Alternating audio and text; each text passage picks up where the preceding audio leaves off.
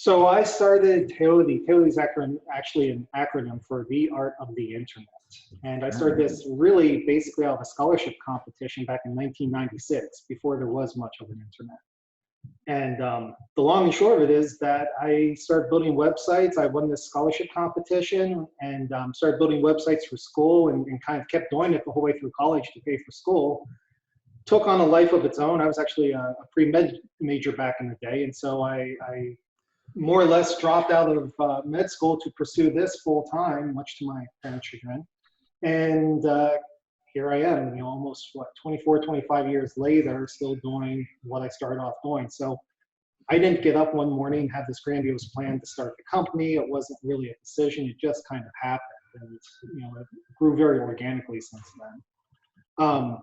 Here was a full service creative agency. We grew up as a web dev shop, so we used to do a lot more websites, and websites are still our bread and butter. We still do a lot of stuff digitally, but we're really kind of, we woke up one day and kind of said, look, there's a lot more to it than websites. There's so much more that we could be doing if we really take a holistic approach to our clients' problems. And this gets a little cliche, I know, but we really want to be focusing on solutions, not services. So instead of the client coming up to us with an RFP that says, here's my list of requirements, how much time and money will it take? We want them to come to us and say, hey, I'm losing members, or I need to sell more widgets, or whatever it is that they're doing.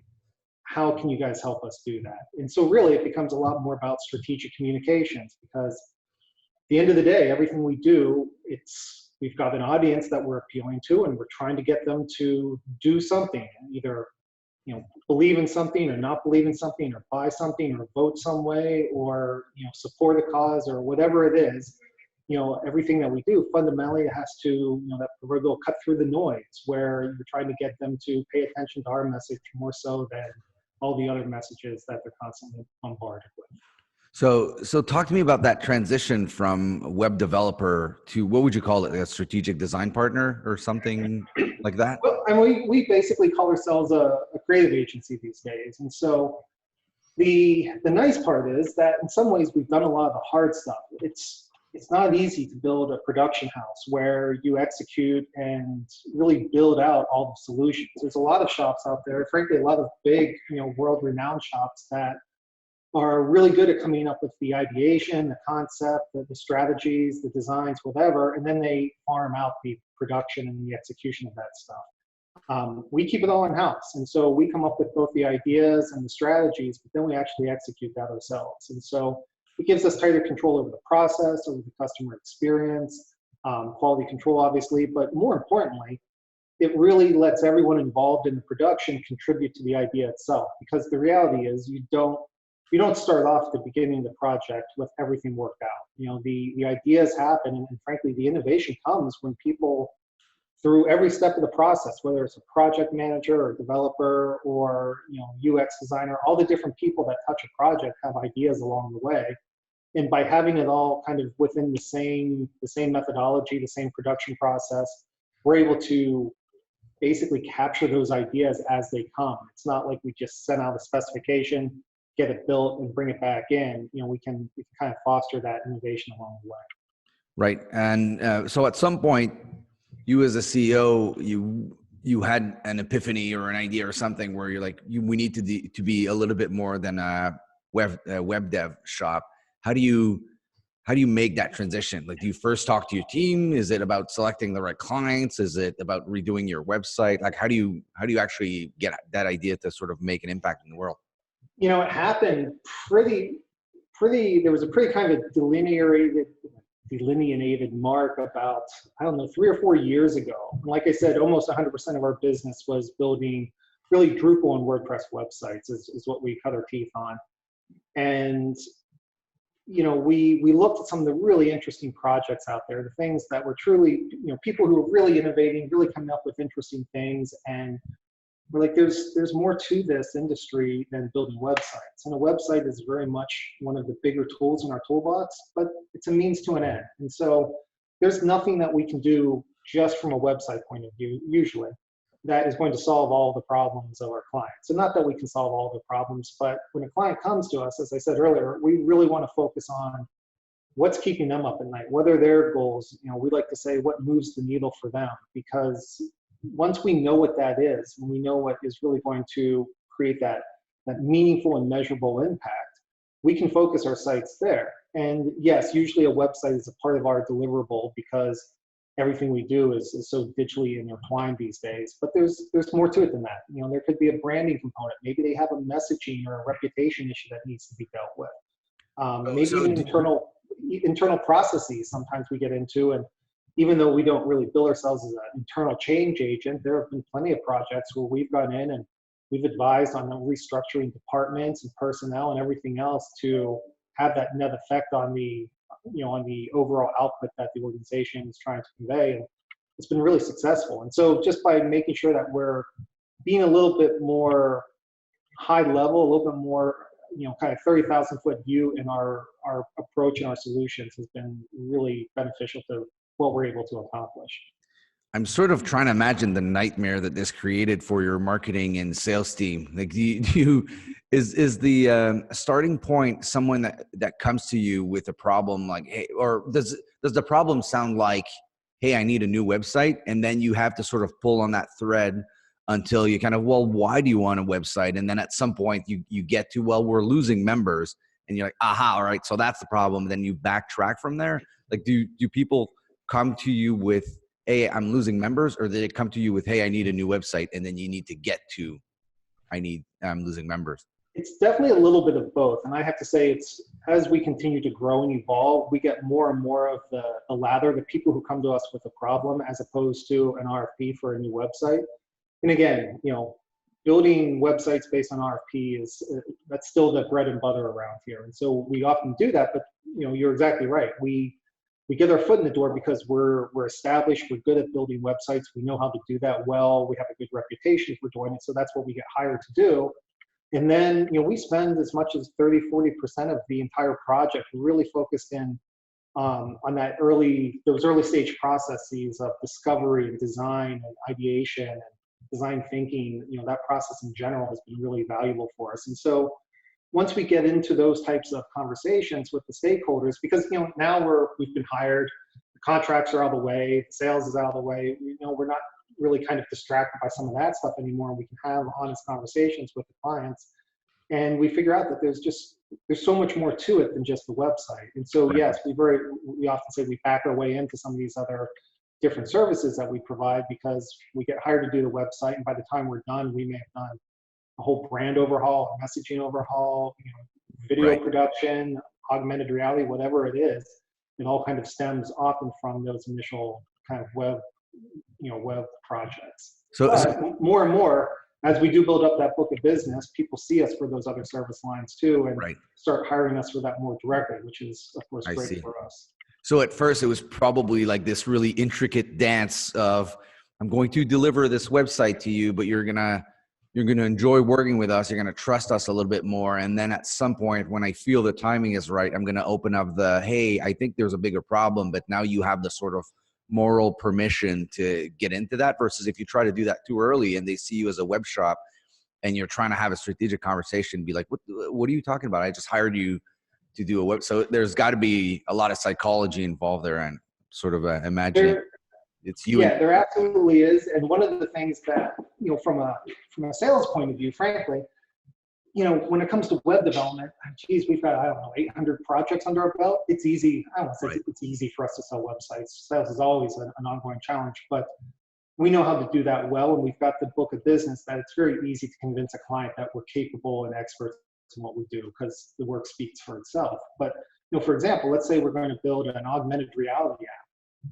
We've done exactly 2, maybe 3 of those. And so we don't have that book of business, right? We don't have the past performance and all the references and all the great stuff that we do when it comes to web development. And so it's harder to go out and convince especially a new relationship, a new client that doesn't have an established relationship and have that kind of inherent trust with us, to say, trust us, we can do this, but we need you to take a leap of faith. I mean, that's a tough sale right there. Yeah. But when we already have the established relationship through our web work, and then we have that conversation, that's where we do have that trust, and the clients are much more able and willing to take those chances and let us kind of spread our creative wings on some more interesting, not about interesting, but just some more innovative projects where we don't necessarily have all the history and everything figured out. And then, we can leverage those projects, and that's how we kind of organically grow our different service lines. And so, it's definitely advanced. It's definitely a bit of a leapfrog game where, we use one project to leverage our way into other projects. And, when it comes to web, we know what we're doing. We know how to price it. We know how to estimate it. We know how to do all that. But with the other stuff, we very much have to, it's kind of like almost when we were starting out then, we have to be a lot more scrappy. We get in there, and sometimes we have to, lowball some pricing that we don't have to do on the web these days. We have to get creative with contracts. And I've done deals where I told the client, like, you know what, I'm so confident that we can do this. I'll take all the risks so you don't have to. We'll do it all up front, no contract, no payments. If you like what we've done, pay us. If you don't, walk away from us. And so that's not something I need to do to sell a website anymore. But when we get to some of this more, this more cutting edge technology where, and it's not just us, no one in the industry really has, right. Trying to sell augmented reality these days is tough to do. No one's got a lot of experience with it. And so trying to do that is, it requires a good old scrappiness that we kind of got started up with. Yeah, you almost answered what was going to be my follow-up question. I was wondering if you were doing any sort of R&D before you start doing these things, or you're more in a risk-sharing mode with your clients. So I'm going to explain myself. Let's say you're doing something that's very mature in the industry, and you're trying to break into that. The industry is already mature. It's just you that it's late. That would be a tough sell, and it'd be very risky. But if you're selling something that's new for everyone, like augmented reality, VR, whatever experiences, the client's got to probably know that there's not that many players out there. So they would prefer working with someone that they already know and trust, and Right. say, let's kind of figure this out together. So I'm imagining that's how you expand into new technologies and new types of solutions, is to share some of that risk with some of the clients that trust you the most, right? Yeah, absolutely. We actually have what I think is a pretty unique program at Taoti, something we call our QUIST fund. So QUIST, QIST, quality, innovation, service, and teamwork. And so these are, what we call our four kind of principal values that we try to use as our guiding light for everything that we do. And a while ago, I decided that instead of throwing marketing dollars at things, I would, basically establish this internal fund, which I believe is about $250,000 this year. And the idea is that anyone in the company, whether you're a project manager or a developer or salesperson, whatever it is, you can request time and money from this fund to put onto client projects. And the whole idea is just what you said, it's R&D money, right? And so this doesn't cost the clients anything. We do this internally, and sometimes they don't even know that we're doing it, though we may have to let them know just because it adds some calendar days to the project. But let's say we're working on a typical website build, and someone has a great idea that, hey, there's this one component that we could tie into some feature that's going on in the client's lobby, make this really cool, innovative connection between their physical space and their digital presence, which is something that we are really into doing. And, of course, we'll go and we'll try to get the client to sign off on that, but sometimes they just don't have the budget, or maybe they don't see the vision, and they're just not interested. And so we say, you know what, we'll do it on our own dime. And so we'll take, whatever money we need, and it's time and money that we can pull from this QUIST fund, add it to the project, and that way my team gets, essentially extra budget added on to the project to do these kinds of innovative things that go above and beyond in any one of those four value categories. And it's been a really successful program to, it's a little bit akin to, wasn't it Google that used to do the things where engineers got Fridays to kind of play around and innovate? Yeah, but your thing sounds better, actually. Your thing kind of sounds a little bit more structured, because you're doing innovation not out in the wild, or although maybe that's probably what Google wants, but you're doing something where I really like, and I want to give you, I'm going to repeat just because I want to give you full credit for this, but this idea of saying, hey, if you're working on a client's project and you want to do something that's really cool and could be really interesting, we may fund that so that you're able to do that without us having to, get money, which we may or may not get from the client because they're not really seeing the thing. But I'm guessing that after that, your company retains whatever IP, or like there's got to be a reusable aspect to either the technology that you developed or the learning that you got there, right? Well, and like we live in an open source world. In our shop, we're primarily dealing with open source technology. So even though sure, it's nice when we can reuse some of that stuff, that's not really the primary intent. The idea is to effectively put our money where our mouth is when we say that we want to invest in quality, innovation, service, and teamwork. And so those are this is our way of doing that. And like I said, whereas, the Google people used to be able to spend Fridays kind of doing whatever they want, the way that this is a little bit more focused is that it is for client work. I mean, now not always. I mean, you could, especially in the lines of service or teamwork, there are things that we do that are more internal. But this gives us a budget to fund that, so people aren't staying late just to go above and beyond. This gives them actual budget to do it, and the idea is that we want to then be able to showcase that. Usually, when we do these types of quiz projects, it's something that we can point to very kind of cleanly and say, hey, look, this is where we went above and beyond for this client to really put some extra innovation into the project, to put our money where our mouth is when we say we want to innovate. And we'll use that as a showpiece or a case study or something like that. So to me, I kind of justify the fund with a kind of a marketing spin, more so than a reusability spin. And that way we can leverage that stuff. Because we know every time we knock one out of the park, when we do great work and it gets seen, that is by far the best marketing we can do, bar none, with everything we've tried. Just doing great work is what drives more business. I've seen ideas that are a little bit parallel to this, where the CEO's biggest problem said that at some point he didn't really have a firm criteria for the project that could be accepted in here, and he ended up with things like, well, let's redo the way that we book rooms, right? So things that are kind of useful, but then he's like, well, was this really the vision here? We're solving problems, but I'm not sure that this is where we want to put those types of exploration funds. How do you guard against things like that? Well, at the end of the day, I have to sign off on all quiz requests. So, and it is very subjective. But that said, I can't think of a single time where I've actually said no to any quiz request, because part of it is it's good team building too. It's good morale building. The staff loves to have the opportunity to spread their wings, and even when it's not a slam dunk, even if the final deliverable of this doesn't necessarily play out how we want it to, just the process of ideation and innovation for the sake of itself is good for the team. It's good for the company. And so, I don't like to put too many parameters and requirements around this, or it starts to not quite have the effect that I intended it to. Because there's nothing worse than dangling a carrot, if you will, and then putting all these rules around it so that the carrot becomes unattainable. Sometimes just the process itself is worth the outcome, regardless of the final deliverable.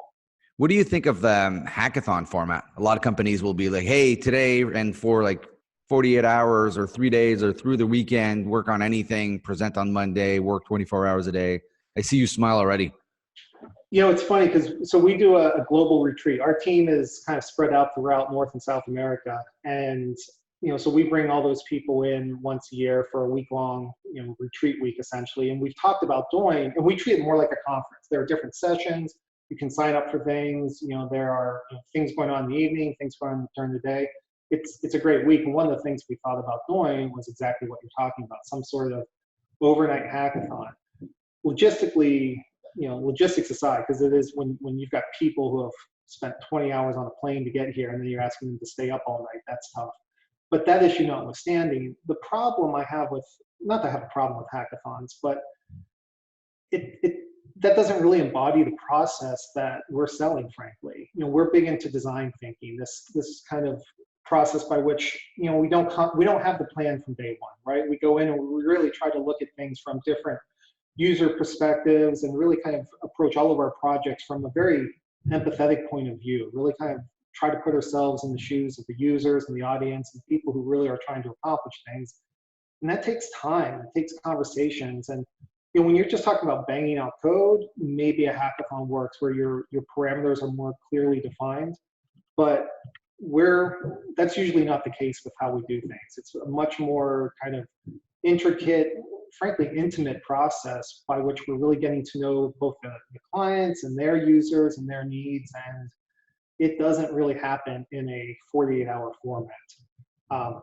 That issue notwithstanding, we're also a pretty big believer in not abusing people. We're one of the few agencies in town that respects the 40-hour work week, and the idea of asking people to spend a whole night, cranking out code or whatever, even if it's for good purposes. It's not something that we really meshes very well with the kind of ethos of the culture around here.